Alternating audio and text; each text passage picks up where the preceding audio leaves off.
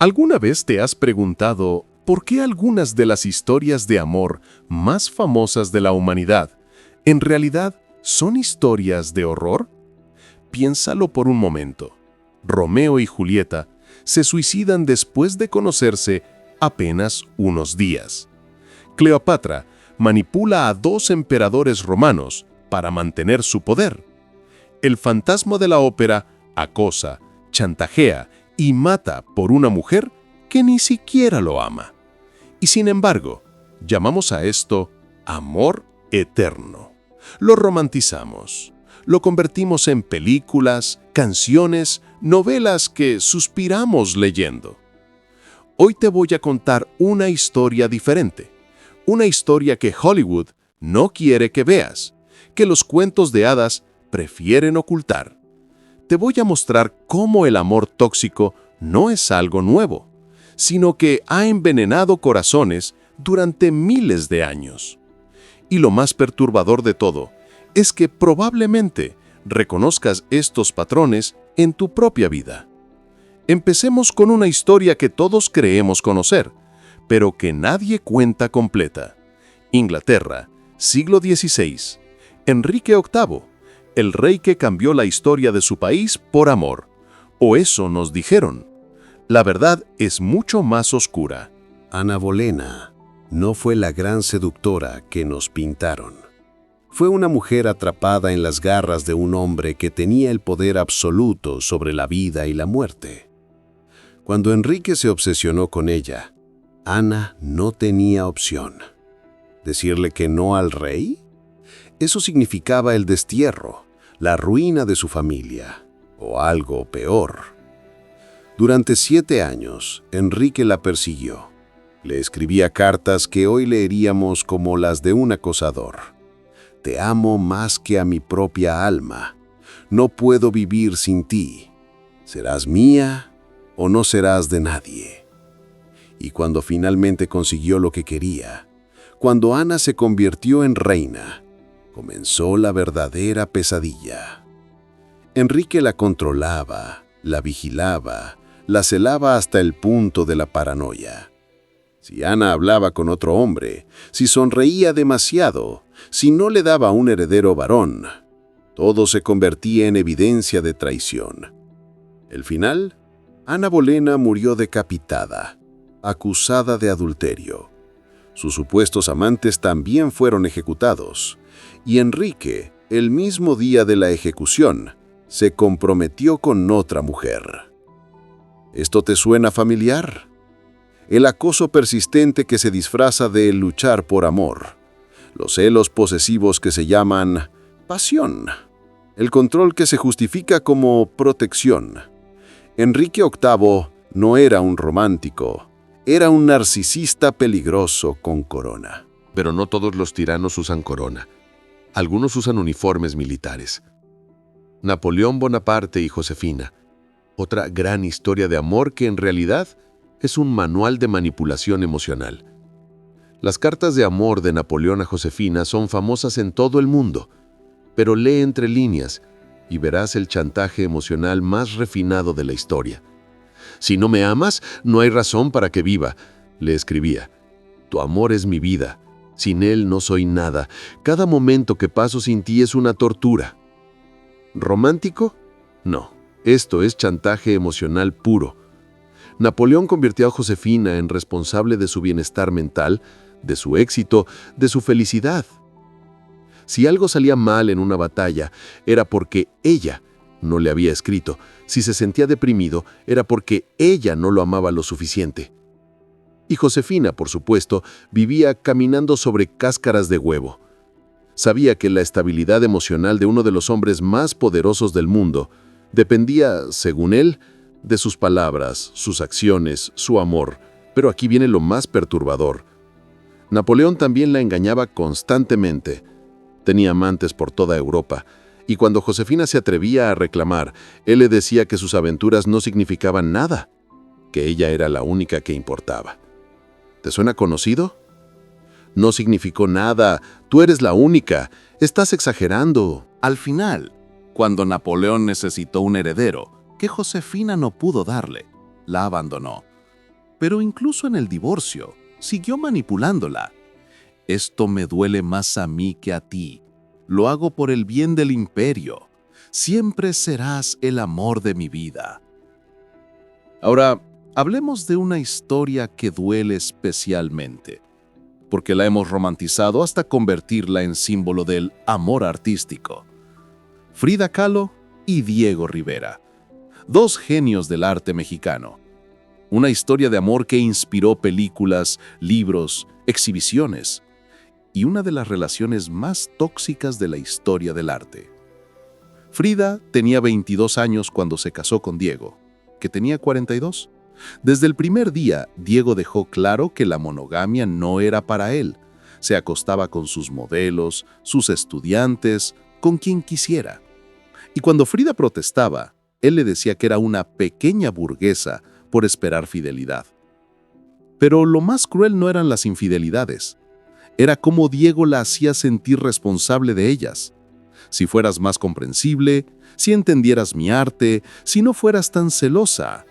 Diego había convertido su propio egoísmo en una falla de carácter de Frida. Y Frida, herida y desesperada por mantener su amor, comenzó a tener sus propias aventuras.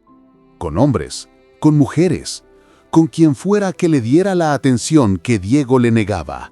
Pero aquí está la trampa del amor tóxico.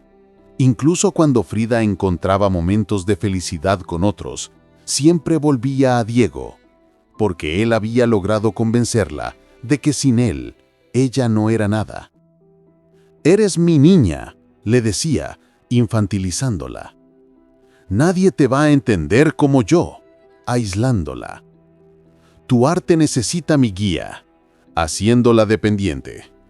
Diego Rivera no amaba a Frida Kahlo, amaba tener poder sobre ella. Y la tragedia es que Frida era un genio por derecho propio. Su arte era más innovador, más personal, más honesto que el de Diego. Pero ella nunca lo supo, porque él se encargó de que se sintiera pequeña. Saltemos al siglo XX, a la historia que parecía un cuento de hadas. El intelectual serio y la rubia más famosa del mundo. Arthur Miller, el respetado dramaturgo, y Marilyn Monroe, el símbolo sexual de América. Cuando se casaron, los medios lo llamaron la belleza y la bestia, pero con el tiempo quedó claro quién era realmente la bestia. Miller se sentía superior a Marilyn desde el primer día. Para él, ella era un proyecto, una obra de caridad intelectual. La voy a salvar de Hollywood, pensaba. Le voy a enseñar arte verdadero. Pero cada vez que Marilyn trataba de crecer, de estudiar, de demostrar que tenía más que ofrecer que su imagen, Miller la saboteaba. Cuando Marilyn quiso hacer teatro serio, él la criticaba en privado y la defendía en público, manteniéndola insegura pero agradecida. Cuando ella quería leer sus obras en progreso, él decía que no las entendería. Cuando trataba de opinar sobre política o literatura, él la corregía condescendientemente. Y lo más cruel, Miller escribió un diario durante su matrimonio, donde describía a Marilyn como una carga, mentalmente inestable, imposible de salvar. Marilyn encontró este diario por accidente y lo leyó. Imagínate el dolor. La persona que supuestamente más te ama en el mundo, escribiendo sobre ti como si fueras un experimento fallido. Miller había hecho exactamente lo que hacen todos los manipuladores emocionales: convencer a su víctima de que está loca, de que sus sentimientos no son válidos, de que debería estar agradecida por el amor que recibe. ¿Notas el patrón? En todas estas historias hay alguien que usa el amor como arma. Alguien que convierte la intimidad en control, la pasión en posesión, el cariño en dependencia. Y siempre, siempre hay alguien más que pierde su identidad, su autoestima, su libertad. Todo en nombre del amor. Pero aquí está lo que más me perturba. Estas historias no son del pasado. Estas historias se repiten todos los días, en todas las ciudades del mundo, en apartamentos, casas, oficinas donde alguien está viviendo su propia versión de Ana Bolena, de Josefina, de Frida, de Marilyn. Hablemos de Zelda Sayre y F.C. Scott Fitzgerald, la pareja dorada de los años 20 que inspiró El Gran Gatsby y que terminó en una espiral de alcohol, celos y destrucción mutua. Al principio parecían perfectos el uno para el otro. Ella era la chica rebelde del sur, él era el joven escritor con talento. Se casaron en una época dorada, cuando América celebraba la juventud y la libertad. Pero Zelda tenía sus propios talentos. Era escritora, bailarina, artista. Tenía una personalidad magnética que atraía a todos los que la conocían. Y eso era exactamente lo que Scott no podía soportar. Desde el principio, Scott se apropió de la vida de Zelda para alimentar su arte. Leía su diario sin permiso y copiaba fragmentos enteros para sus novelas. Cuando ella escribía cuentos, él los editaba y los publicaba bajo su nombre. Cuando Zelda finalmente reunió el valor para escribir su propia novela, Scott la acusó de robarle su material. «Todo lo que eres me pertenece», le decía. «Tu vida es mi arte». Pero lo más siniestro era cómo Scott usaba el alcohol y las fiestas para controlar a Zelda. La llevaba a eventos sociales donde él brillaba como el gran escritor, pero si ella destacaba demasiado, si alguien la encontraba más interesante que a él, Scott montaba escenas de celos que arruinaban la noche. Y cuando Zelda comenzó a mostrar signos de inestabilidad mental, lo que hoy reconoceríamos como los efectos del abuso psicológico, Scott la internó en hospitales psiquiátricos. Está loca. Es peligrosa para sí misma. Pero los doctores que la trataron notaron algo extraño. Zelda solo mostraba síntomas cuando Scott estaba presente. No todas las historias de amor tóxico terminan en tragedia. Algunas se transforman, pero el camino hacia la sanación está lleno de dolor. Johnny Cash y June Carter parecían destinados el uno para el otro. Dos leyendas de la música country, una historia de amor que inspiró películas. Pero la realidad fue mucho más complicada. Cuando Johnny se obsesionó con June, ella estaba casada con otro hombre. Él estaba casado también. Pero eso no lo detuvo. Johnny comenzó una campaña de seducción que duró años, usando su fama, su carisma y su autodestrucción como armas. «Si no puedo tenerte, me voy a destruir», era su mensaje implícito. Y lo hacía. Se presentaba borracho en los conciertos, tomaba drogas, se comportaba erráticamente, siempre asegurándose de que June lo viera. Era chantaje emocional sofisticado. «Eres responsable de mi bienestar. Si no me amas, mira lo que me pasa». Y June, que tenía buen corazón, se sentía culpable. Veía a este hombre talentoso destruyéndose y pensaba que tal vez, si lo amaba lo suficiente, podría salvarlo. La diferencia es que Johnny eventualmente reconoció que tenía un problema. No con June, sino consigo mismo. Buscó ayuda. Trabajó en su adicción, en sus patrones tóxicos, en su necesidad de controlar a través del drama. Y June tuvo que aprender una lección que muchas personas nunca aprenden: que no puedes salvar a nadie. Que el amor verdadero a veces significa alejarte hasta que la otra persona haga el trabajo de sanarse a sí misma. ¿Sabes qué es lo más aterrador de todas estas historias? Que las víctimas siempre creyeron que estaban viviendo una gran historia de amor. Ana Bolena pensó que Enrique la amaba tanto que cambió la religión de un país por ella. Josefina creía que era la musa de un emperador.